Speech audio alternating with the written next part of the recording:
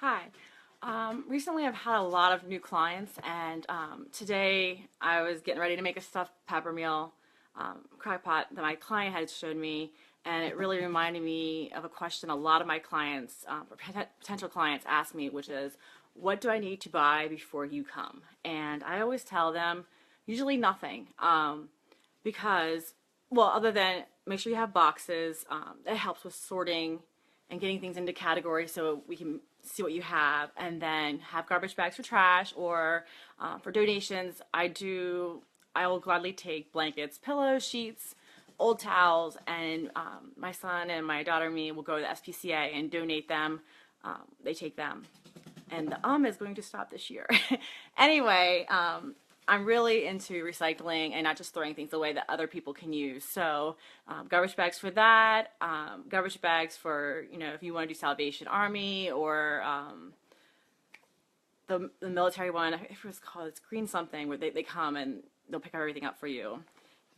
And then the other thing is, which I bring, but if you wanted to, masking tape and permanent magic markers, and I'll explain why later, but mainly it's just to label stuff easily, and that's why. The other thing people ask is what they need to do before I come. I usually tell them, if you have trash and you see it, throw it away, so it's not there getting in our way or distracting us with what we're doing. Recycling, or if you donate, make a donate pile for me to take, or donate it yourself. If you have bigger items or you just don't feel like gathering it, you could go around and use masking tape or Post-it notes and clearly just put little stickers on things that will say, okay, the ones with red, they are Jen, you are donating them for us, please. Or the bigger pieces that are green, they're all keep. Anything that is a deciding factor that can be done early, that helps a lot, especially because a lot of clients, another question they'll ask is, do I need to be here when you organize? The question, mainly yes and no, it depends. Some clients are there the whole entire time, same room, they want to be involved the whole entire time. Other people, I've had clients not there at all, and I've never met them. They pay me by PayPal or a check, and I just text them questions, because the only thing I usually need people for is the deciding factor. If you want to help out to save money or get more done, or just to learn how to organize, I will gladly work with you, show you what I'm doing, the thought process. I've actually, for my cousin, I worked with her 9-year-old, and me and the 9-year-old did the bedroom together. And mainly what I'll do is I'd sort it into piles, and then I'd tell her to come over and say, okay, is this all keep, or all, what can go? If there's more things that are gonna go, only pull out the keep. And so I'm willing to work with however what works for you, because every person is different.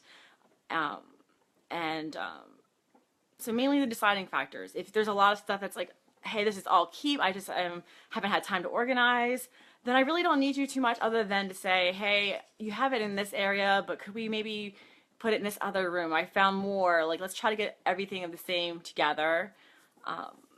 And so that's the main questions I get about before hiring an organizer, because professional organizing, it's been around. I mean, I've been doing it for 10 years, but it's really not mainstream, so people are a lot of questions, and that's the main thing. Sometimes people want me to do a consult beforehand. I will do that. If it's in person, it's a paid consult fee, and what I do is I'll actually do a write-up and say for each room my plans, different homework they want to do it ahead of time, and then there's a fee, and if they hire me within 30 days, that fee is taken off the first session. So it is actually free if I'm hired. The stuffed pepper thing that got me thinking about this whole post today was like I said, my client made stuffed peppers, and I really liked them a lot, and I have done it before through a Tupperware recipe my mom had made, and the crock pot was a lot easier. And I've only used my crock pot before for like holiday parties, like meatballs, hot dog things, and so I wasn't really familiar with the size. I didn't even buy it; it was a hand-me-down. And so I got all excited, and I loved it. So I bought 8 big green peppers and got home and started stuffing them, and got 5 in comfortable, like that I could get them in. And then after that, I was like, okay, that's not happening. I had to squeeze one in. The 7th one I filled up, it's in my fridge, and I'm hoping that once they start cooking that they'll get soggier and I can squeeze the other one in. And then the 8th one, I just cut up in pieces and throw it in there. And that comes to mind when people ask about what kind of containers to buy. And I tell them that, first of all, we try to use what you have first. And it's kind of like buying stuffed peppers before you know how big your crock pot is, because if you buy too many, like, you have to know how much room you have. So I actually should have gotten smaller ones or a bigger crock pot. And to illustrate this, I have containers back here. I actually just got these at the Dollar Tree for $1. And I showed you what we do with the quick label system. And all I did was write markers on here. And then say I decide later that day, okay, no, there's too many markers or there's not enough, and I switch, I can just peel this off and reuse it until we have a permanent system. We can make it all fancy and thing. So we have that one.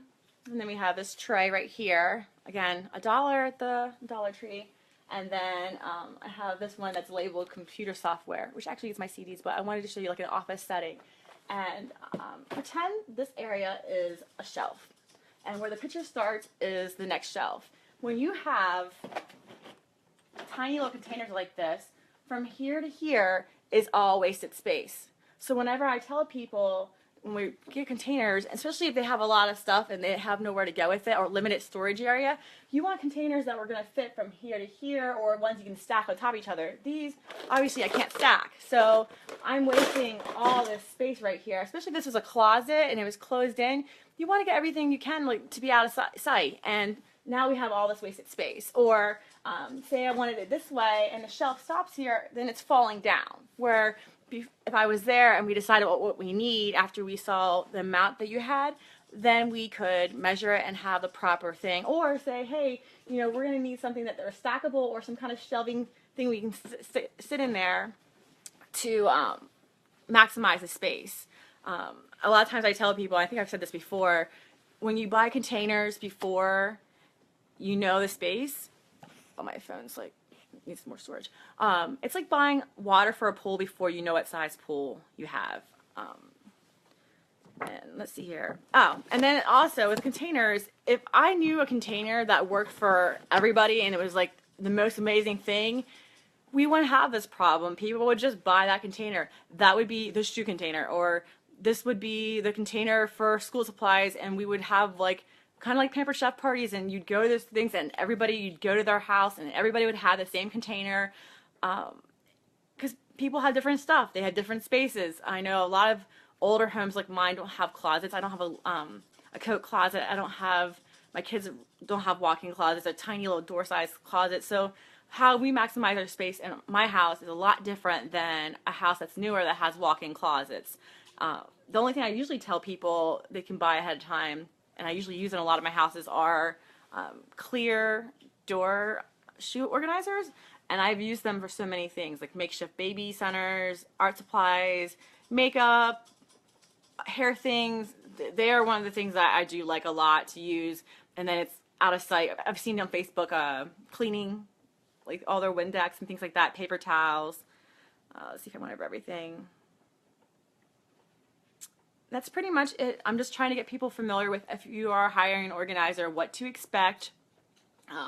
Oh, the biggest thing is the first day. If your house is really messy and you can't function, I will not push you too much, because my goal for that day, whatever hours we decide on, is to get it functional, and that I don't push you too hard. So if I have a client that's having a hard time deciding and they're getting headaches or upset, I will concentrate on getting as much done as possible without deciding first, because if I leave and there's the same mess and I push them, first of all, they might break down and they won't be able to function ever, and it's just going to cause too much anxiety.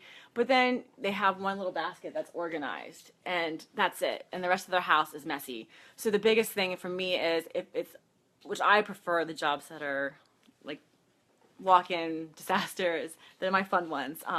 My thing is, let's make as much difference as possible, and then we can go back and I can push you more, like, okay, do you really need 100 pairs of shoes? Which I've walked into houses I've had way more than 100 shoes. But the first day, that's what we're doing. We're going to make a mess at first by sorting.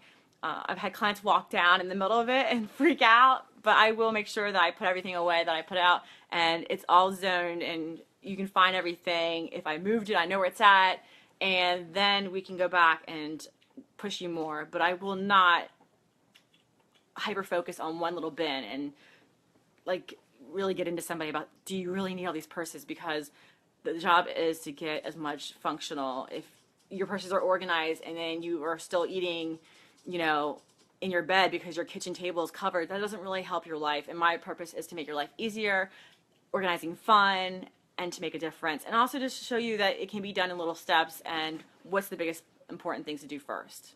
And that's the rest of my video. I'm hoping, really hoping, I can keep on checking my crock pot today and get my, you know, 7th stuffed pepper in there.